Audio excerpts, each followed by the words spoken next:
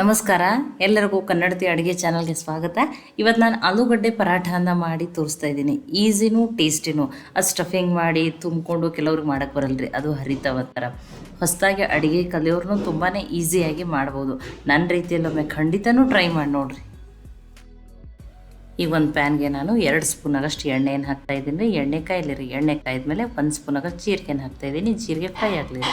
ಜೀರಿಗೆ ಫ್ರೈ ಆದಮೇಲೆ 1 ಈರುಳ್ಳಿಯನ್ನು ಸಣ್ಣದಾಗಿ ಕಟ್ ಮಾಡಿ ಹಾಕ್ತಾಯಿದ್ದೀನಿ. ಅತಿ ಸಣ್ಣದಾಗಿ ಕಟ್ ಮಾಡಿ ಹಾಕ್ಬೇಕ್ರಿ. ನೋಡಿ, ಈಗ ಇದನ್ನು ಹೈ ಫ್ಲೇಮ್ದಲ್ಲಿಟ್ಟೆ ಈರುಳ್ಳಿ ಸಾಫ್ಟಾಗಿ ಸ್ವಲ್ಪ ಕಲರ್ ಚೇಂಜ್ ಆಗೋವರೆಗೂ ಬೇಯಿಸ್ಕೊತೀನಿ ರೀ. ಸಣ್ಣದಾಗಿ ಕಟ್ ಮಾಡಿರೋದನ್ನ ಬೇಗನೆ ಬೇಯ್ತಾವ್ರಿ. ನೋಡಿ, ಈಗ ಈರುಳ್ಳಿ ಸಾಫ್ಟಾಗಿ ಕಲರ್ನು ಚೇಂಜ್ ಆಗ್ಯದ್ರಿ. ಇಲ್ಲೊಂದು 6 ಮೆಣಸಿನ್ಕಾಯಿ ಸ್ವಲ್ಪ ಹಸಿ ಶುಂಠಿಯನ್ನು ಪೇಸ್ಟ್ ಮಾಡಿ ಹಾಕ್ತಾಯಿದ್ದೀನಿ. ಖಾರ ನೀವು ನೋಡ್ಕೊಂಡು ಹಾಕೋರಿ. ಈಗ ಹಸಿಮೆಣ್ಸಿನ್ಕಾಯಿ ಶುಂಠಿ ಪೇಸ್ಟನ್ನು ಬೇಯಿಸ್ಕೊತೀನಿ ರೀ. ಮೀಡಿಯಮ್ ಟೈಮ್ದಲ್ಲಿ ಇಟ್ಟು 1 ನಿಮಿಷ ಆಗಷ್ಟು ಬೇಯಿಸ್ಕೊತೀನಿ ರೀ. ಅದು ಚೆನ್ನಾಗಿ ಬೇಯಲಿರಿ.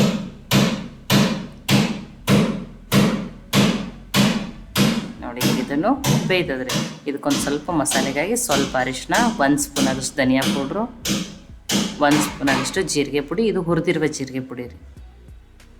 1 ಸ್ಪೂನ್ ಆಗಷ್ಟು ಕಸೂರಿ ಮೆಥಿಯನ್ನು ಹಾಕ್ತಾಯಿದ್ದೀನಿ ರೀ. ಫ್ಲೇವರು ತುಂಬಾ ಚೆನ್ನಾಗಿ ಕೊಡ್ತದೆ, ಹಾಕ್ರಿ, ಸ್ಕಿಪ್ ಮಾಡಬೇಡ್ರಿ. 1 ಸ್ಪೂನ್ ಆಗಷ್ಟು ಚಾಟ್ ಮಸಾಲ ಹಾಕ್ತಾಯಿದ್ದೀನಿ. ನೀವು ಆಮ್ಚೂರು ಪೌಡ್ರನ್ನಾದ್ರೂ ಹಾಕ್ಬೋದು ರೀ. ಇನ್ನೊಂದು ಸ್ವಲ್ಪ ಕೊತ್ತಂಬರಿ ಸೊಪ್ಪು. ಈಗ ಇದನ್ನೊಂದು ಲೋ ಫ್ಲೇಮ್ದಲ್ಲಿಟ್ಟನೆ ಆ ಮಸಾಲೆಯನ್ನು ಚೆನ್ನಾಗಿ ಬೇಯಿಸ್ಕೊತೀನಿ ರೀ. ಒಂದು 2 ನಿಮಿಷ ಆಗಷ್ಟು ಬೇಯಿಸ್ಕೊಂಡಿದ್ದೀನಿ ರೀ ನಾನು. ಮಸಾಲೆ ಎಷ್ಟು ಚೆನ್ನಾಗಿ ಬೇಯ್ತಿಲ್ಲ, ಸ್ಟಫಿಂಗ್ ಅಷ್ಟು ಚೆನ್ನಾಗಿ ಆಗ್ತದೆ ರೀ. ನೋಡಿ, ಈಗ ಇದು ಚೆನ್ನಾಗಿ ಬೇಯ್ದದ್ದು ನಾನು ಗ್ಯಾಸನ್ನು ಆಫ್ ಮಾಡ್ತೀನಿ. ಇದು ಕಂಪ್ಲೀಟಾಗಿ ಆರಲಿ ರೀ. ಆರಿದ್ಮೇಲೆ ಯೂಸ್ ಮಾಡ್ತೀನಿ. ನೋಡಿ, ಇದು ಕಂಪ್ಲೀಟಾಗಿ ಆರ್ಯದ್ರಿ.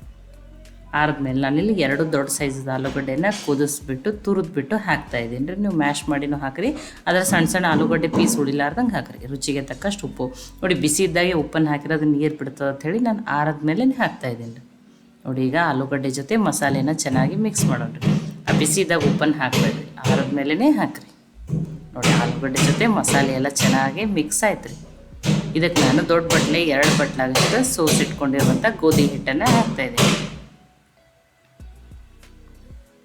ನೋಡಿ, ನಿಮ್ಗೆ ಹಿಟ್ಟು ಹಿಡಿಸ್ತಿತ್ತಂದರೆ ಇನ್ನೊಂದು ಸ್ವಲ್ಪ ಹೆಚ್ಚು ಕಡಿಮೆ ಮಾಡ್ಕೋಬೋದು ನೀವು ಉಪ್ಪನ್ನು ಹಾಕ್ಕೊಂಡು. ಆ ಆಲೂಗಡ್ಡೆದು ಏನು ಮಸಾಲೆ ಇತ್ತಲ್ಲ ಆ ಹಿಟ್ಟಲ್ಲಿ ಚೆನ್ನಾಗಿ ಅದೇನಾಗಲಿ ಮಿಕ್ಸ್ ಆಗಲಿರಿ. ನೋಡಿ, ಈಗ ಚೆನ್ನಾಗಿ ಮಿಕ್ಸ್ ಆದಮೇಲೆ ಸ್ವಲ್ಪ ನೀರನ್ನು ಹಾಕಿ ಹಿಟ್ಟನ್ನು ಕಲಿಸಿ ರೆಡಿ ಹಾಕ್ಬಿಡಿ. ಅಷ್ಟೇ 1 ಸ್ಪೂನು 2 ಸ್ಪೂನು ಒಮ್ಮೆಲೆ ನೀರನ್ನು ಹಾಕಬೇಡ್ರಿ. ಸ್ವಲ್ಪ ಚಪಾತಿಗಿಂತ ಗಟ್ಟಿಯಾಗಿ ಕಲಿಸ್ಕೊತೀನಿ ರೀ ನಾನು. ಈಗ ಡೈಲಿ ಚಪಾತಿಗೆ ಏನು ಕಲಿಸಿದ್ರೆ ಅದಕ್ಕಿಂತ ಒಂದು ಚೂರು ಗಟ್ಟಿ ಅಷ್ಟೇ. ನೋಡಿ, ಹಿಟ್ಟನ್ನು ಈ ರೀತಿ ಇರಬೇಕು ರೀ. ಇದು ಒಂದು 10 ನಿಮಿಷ ತೆಗೆದಿಡ್ತೀನಿ. ಒಂದು ಚೂರು ಹಿಟ್ಟು ನೆನೆಯಲಿರಿ. ಇದು ಮುಚ್ಚಿ ಇಡ್ತೀನಿ ರೀ. ನೋಡಿ, 10 ನಿಮಿಷ ಆಗ್ಯದ. ಹಿಟ್ಟನ್ನು ಚೆನ್ನಾಗಿ ಇನ್ನಷ್ಟು ಅನ್ನೋದನ್ನು ಸಾಫ್ಟ್ ಆಗೈತೆ ರೀ. ಈಗ ಇದನ್ನು ಲಟ್ಟಿಸ್ಬಿಟ್ಟು ತೋರಿಸ್ತೀನಿ ರೀ ನಾನು. ನೀವು ನೋಡಿ, 2 ಥರ ಲಟ್ಸ್ಕೊಬೋದು. ನಾನು 2 ಥರ ಲಟ್ಟಿಸಿ ತೋರಿಸ್ತೀನಿ. ನಿಮಗೆ ಯಾವ ರೀತಿ ಈಸಿ ಅನ್ನಿಸ್ತಲ್ಲ ಆ ರೀತಿ ನೀವು ಲಟ್ಸ್ಕೊರಿ. ನೋಡಿ, 2 ಉಳ್ಳಿಗಳನ್ನ ಫಸ್ಟ್ ಮಾಡ್ಕೋತೀನಿ. ನೋಡಿ, ಡೈಲಿ ಚಪಾತಿಗೆ ಮಾಡ್ತೀವಲ್ಲ ಅಷ್ಟೇ. ಪರಾಠ ಅಂದ್ರೆ ನಾನು ತುಂಬ ದಪ್ಪ ಬೇಡ, ಎಷ್ಟು ತೆಳುವಾಗಿ ಬೇಕಾದ್ರೂ ಲಟ್ಸ್ಕೊಬೋದು ಇಲ್ಲಿ. ನೋಡಿ, 2 ಪರಾಠ ಅಂದ್ರೆ ಯೂಶ್ವಲಿ ದಪ್ಪ ಇರ್ತಾವೆ ರೀ, ಆದರೆ ಎಷ್ಟು ಬೇಕಷ್ಟು ತೆಳುವೂ ಲಟ್ಸ್ಕೊಬೋದು. ಈ ರೀತಿ ಫಸ್ಟ್ ಸ್ವಲ್ಪ ಲಟ್ಸ್ಕೊಂಡು ಎಣ್ಣೆ ಹಚ್ಕೊಂಡು ಹಿಟ್ಟು ಹಚ್ಕೊಂಡು ನೋಡಿ, ಈ ರೀತಿ ಲಟ್ಸ್ಕೊಂಡ್ರೆ ಪದರ ಆಗಿ ಬರ್ತಾವೆ ರೀ. ನೋಡಿ, ಈ ರೀತಿಯೂ ಲಟ್ಸ್ಕೊಬೋದು ಅಥವಾ 1 ಪದರ ಹಾಗೇನೂ ಲಟ್ಸ್ಕೊಬೋದು. ನೋಡಿ, ಮತ್ತು ಎಷ್ಟು ಬೇಕಷ್ಟು ತೆಳುವೂ ಲಟ್ಸ್ಕೊಬೋದು ರೀ.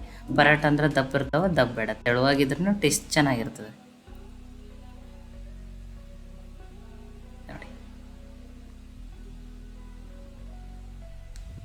ತೆಳುವಾಗಿಯೇ ಲಟ್ಸೀನಿ ರೀ.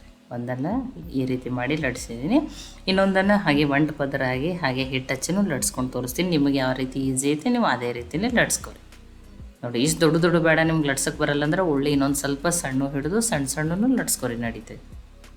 ನೋಡಿ, ನಾನು 2 ಥರ ಲಟ್ಟಿಸಿ ನಿಮಗೆ ತೋರಿಸಿದ್ದೀನಿ ರೀ. ನೋಡಿ, ಈ ರೀತಿ ಬೇಯಿಸಿ ಮಾಡೋದ್ರಿಂದ ಈರುಳ್ಳಿ ಮಸಾಲೆ ಟೇಸ್ಟ್ ತುಂಬಾ ಚೆನ್ನಾಗಿ ಬರ್ತವೆ ರೀ. ನೋಡಿ, 2 ನಿಮಗೆ ಮಾಡಿ ತೋರಿಸಿದ್ದೀನಿ ರೀ. ಈಗ ಇದನ್ನು ಬೇಯಿಸೋಣ. ನೋಡಿ, ಎಷ್ಟೋ ಮಂದಿಗೆ ಸ್ಟಫಿಂಗ್ ಅದನ್ನು ಹಾಕಿ ಲಟ್ಸಕ್ಕೆ ಬರಲ್ಲ ರೀ. ಅದು ಸ್ಟಫಿಂಗ್ ಹೊರಗಡೆ ಬರ್ತೈತಿ, ಆ ರೀತಿ ಪ್ರಾಬ್ಲಮ್ಸ್ ಇರ್ತಾವೆ. ಈ ರೀತಿಯೂ ಮಾಡಿನೂ ನೀವು ಈಸಿಯಾಗಿ ಟೇಸ್ಟಿಯಾಗಿ ಆಲೂ ಪರೋಠನ ಮಾಡ್ಕೊಬೋದು ರೀ. ನೋಡಿ, ಬೇಯಿಸ್ಬಿಟ್ಟು ತೋರಿಸಿದ್ದೀನಿ ರೀ ನಾನು. ತುಂಬಾ ಈಸಿಯಾಗಿರೋವಂಥ ರೆಸಿಪಿ ರೀ ಇದು.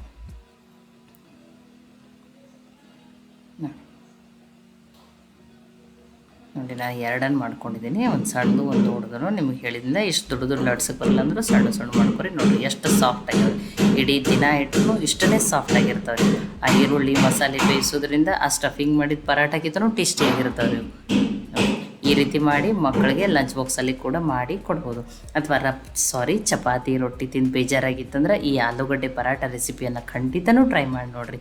ಈ ರೆಸಿಪಿ ನಿಮ್ಗೆ ಇಷ್ಟ ಆಗಿದ್ರೆ ಲೈಕ್ ಮಾಡಿ, ಶೇರ್ ಮಾಡಿ, ಕಮೆಂಟ್ ಮಾಡಿರಿ. ಖಂಡಿತ ಟ್ರೈ ಮಾಡಿ ನೋಡಿರಿ. ಮತ್ತೆ ಒಳ್ಳೆ ರೆಸಿಪಿ ಜೊತೆ ಸಿಗೋಣ. ಎಲ್ಲರಿಗೂ ಧನ್ಯವಾದಗಳು.